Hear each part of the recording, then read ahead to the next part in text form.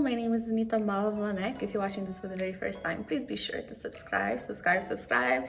If you're returning, I know it's been a while. It's been a while since I made a video. It's been a while since I got here. And yeah, it's because there's been so many things that have really been happening over the past 3 months, almost 3 months now. If you watched my very last video, I moved to the UK, in case you haven't noticed by how pale I actually look, because there's no sun here. I mean, it's apparently summer, but it doesn't look anything like summer is actually supposed to look like. So yeah, I've actually been in the UK for about close to 3 months now, and yeah, which is why we're doing this video, because I have some, I guess now I can actually talk about things because I have experienced quite a bit. So yeah, this video is actually just going to be about me sharing my experiences when I actually moved into this country, what I have learned so far, and so forth.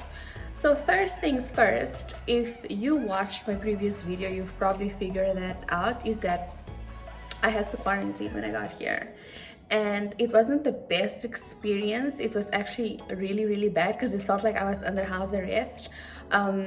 You could only go out once, like you could only leave your hotel once and for 15 minutes for like a walk, and there was like a square, so you could only walk within that square for 15 minutes, and as soon as your 15 minutes was up, you had to go up to your room and you had to stay there for the rest of the day.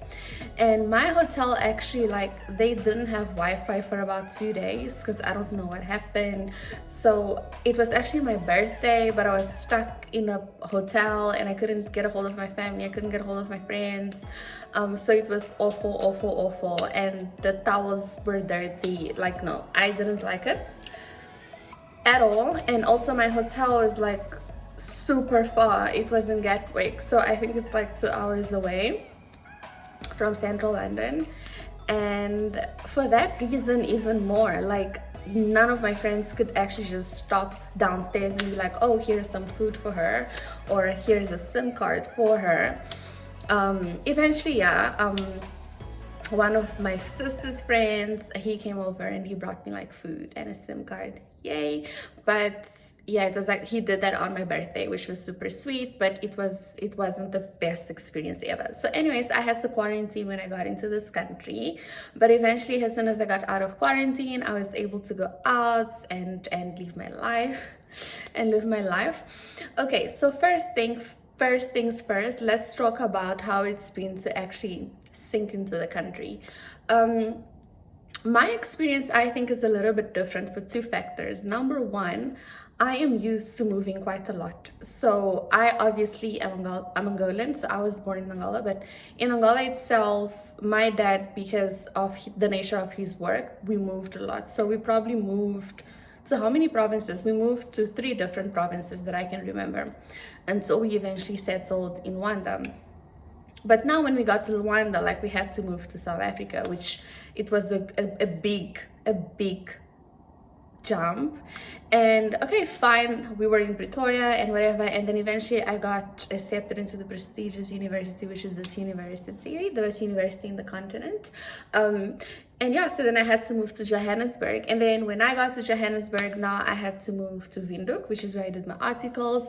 So I have been constantly moving. So me being here, it's not new to me. It's actually been way easier for me to move here than it's been for me to move into like South Africa for the first time, or into Windhoek, because I didn't know anybody. So that's disclosure. So bearing that in mind, that maybe my experience will be different because I'm used to moving. So for me, I would say, because when we were doing secondment, I connect with people quite easily. Personally, I think that because I'm outgoing. So when I was doing secondment, like, I was talking to the people that were doing secondment with me in South Africa, and we were engaging. So when we got here, like, we already had a connection, and it was really easy for me to just meet up with them and for me to build a community. Also because a lot of the people that came here, they were coming from South Africa, and I was raised in South Africa, so it's quite easy for me to connect to South Africans. So yeah, it wasn't difficult for us to build that community. And this is what I'm saying, like, if you know of people that are moving into the country that you want to move into, maybe connect with them. Don't be shy to reach out to them so that you can get to know them.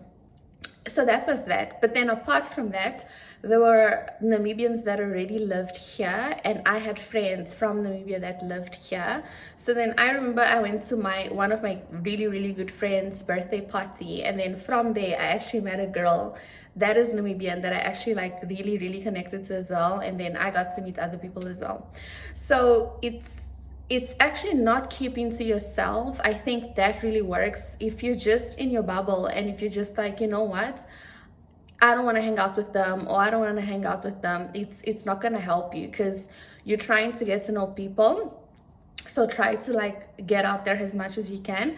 The only side effect of that is because since we're working from home and everything like that, I haven't gotten to meet people from here. Like, I actually have interacted with a few, but I haven't really made friends from this country because I don't meet them. I don't see them anywhere, because I'm basically limited to the friendships that I already had.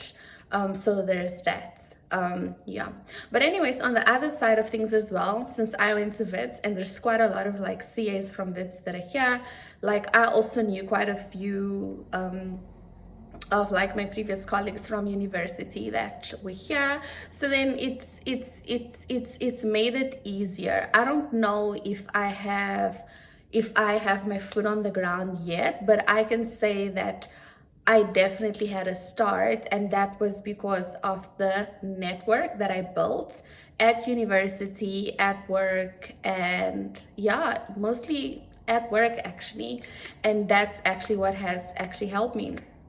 Settling in, yeah, settling in has been difficult. I'm not gonna lie. I remember the first time, because I'm so crazy, like I just wanted to get out of the house because I like to go out.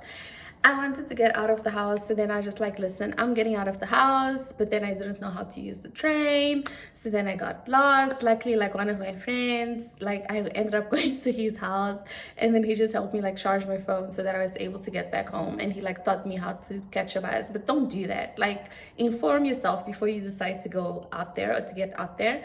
So no, now I actually know how to use the train, because I mean, yeah, you download an app and the information is there. So now I know how to use the train, I know how to use the buses, so it's easier for me to get around. Culture shock. I'm not very shocked by the culture in this country, in certain aspects. So I would say that London is quite similar to the way South Africa looks.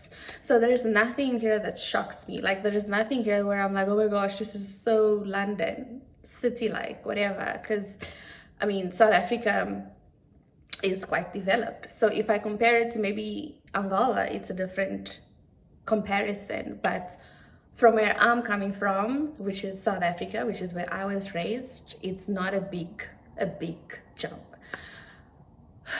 There are other things that shock me in this country, and I think what has actually shocked me the most is just how many people are agnostic here and how many people are actually like atheists. Back home, most people that you meet on the street are gonna be like, bye, God bless you, you know, oh, like, don't worry, God got you, oh, don't worry, we'll pray about it. Like, it's a part of our, I would say, culture. We're very spiritual. But then here, like, majority of the people that I actually do meet, they are agnostic, and I actually didn't even know what agnostic means. I actually had to Google it when I got here, because I was like, atheist, and then people are like, no, there's a difference. So then I had to find out what that actually meant. So that has been a shock for me.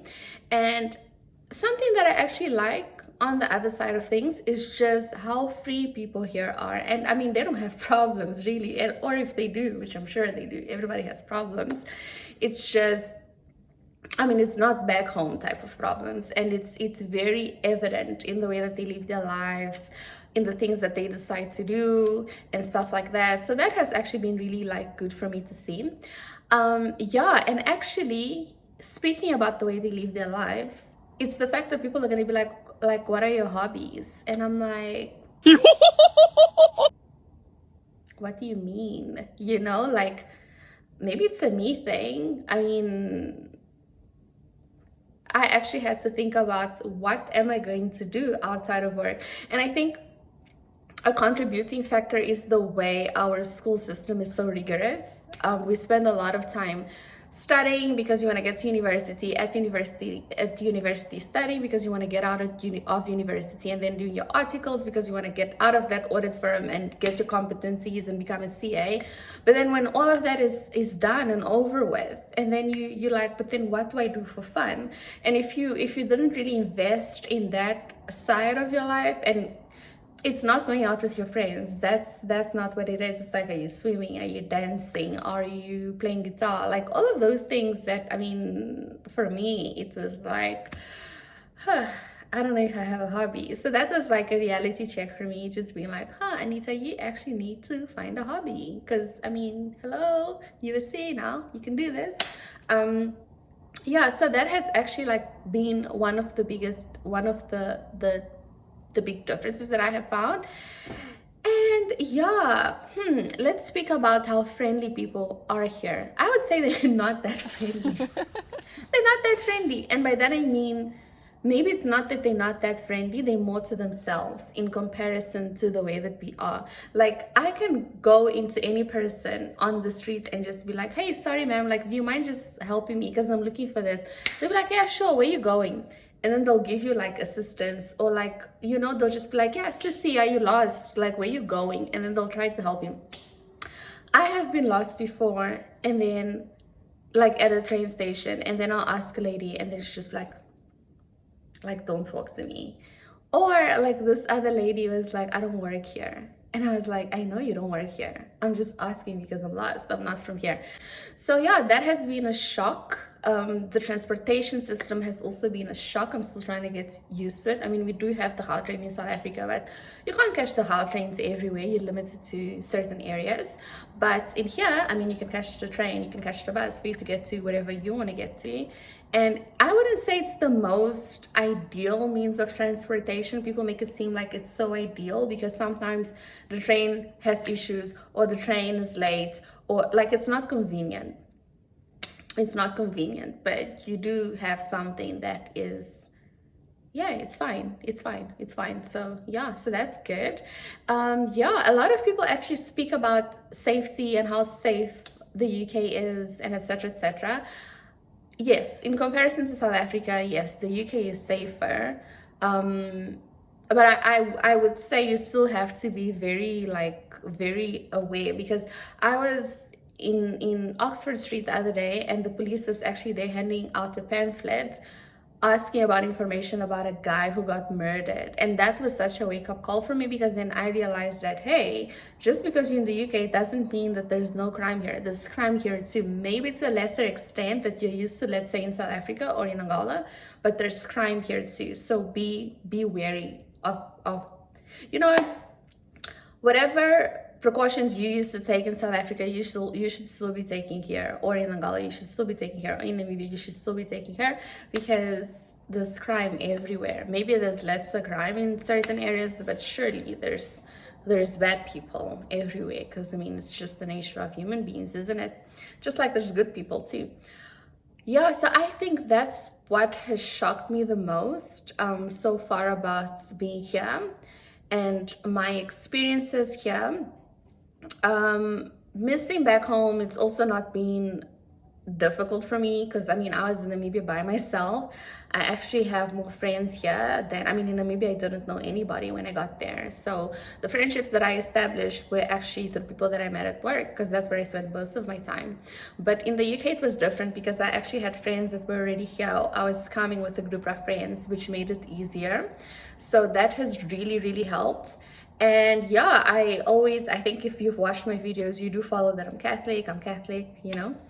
And yeah, so the organization that I'm a part of that is in South Africa is in various countries, you know, Spain, a lot of other countries. They are also here in the UK. So it's also made it easier for me to have that spiritual support system that I did not have in Namibia, because unfortunately we are not there yet, or they don't have centers there yet.